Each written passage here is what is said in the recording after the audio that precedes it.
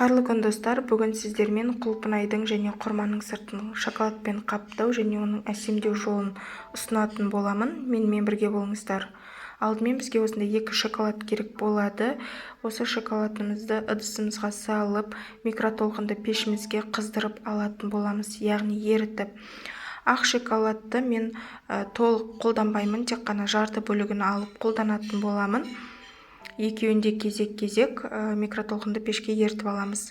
Ал қалған ақ бөлігін осындай пакетке салып, бетіне әсемдеу үшін дайындап қоямын. Енді ертіп алсақ та болады. Ерігенше шоколадымыз біз құрманың ішін тазартып, сүйегінен ішіне грек жаңғағын салып, осылай жауып аламыз. Дәл видеода көріп тұрғандарыңыздай.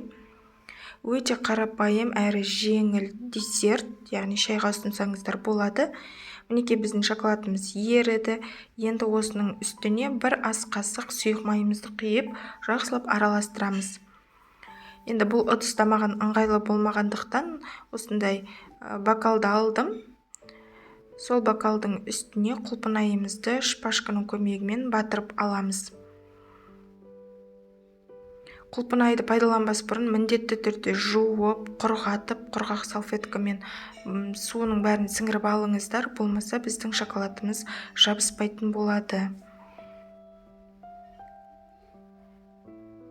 Жасалу өте оңай, өз қолыңызбен жасаған одан да дәмдірек болады. Сіздерге осы видеодан қарап жасап көруге кеңес беремін. Енді әрі қарай осы құрмамызды ақ шоколадқа батырып алатын боламыз. Өзі азғантай болғандықтан бокалға құйған жоқпын.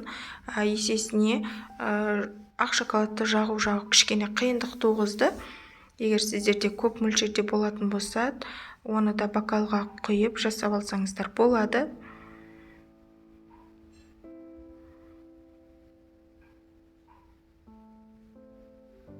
Кезек-кезек барлығын осылай жасап шығатын боламыз.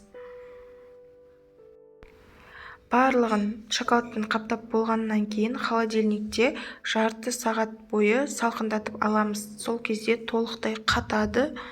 Содан кейін бетін әсемдеуге кірісеміз. Қайнаған ыстық суға жаңа шоколадымызды салып ертіп алдым да, осындай бетін әсемдеуге кірістім. Ақ шоколадтың көбірек алып қалғандықтан ақ шоколадтың үстіне де жағып, оның бетіне осындай грек жаңғағының ұсақтарын жаңағы әсемдеу үшін пайдаландым. Барлығын әсемдеп болғаннан кейін холодильнигімізге 30 минутқа жібереміз. Мінекей 30 минуттан кейін алып, әсемдеп дастарханға ұсынсаңыздар болады. Осындай дәмді әрі өз қолыңызбен жасаған одан да дәмдірек көрінеді. Жасап, отбасы мүшелеріңізді қуантуға кеңес беремін. Сіздермен болған Замира.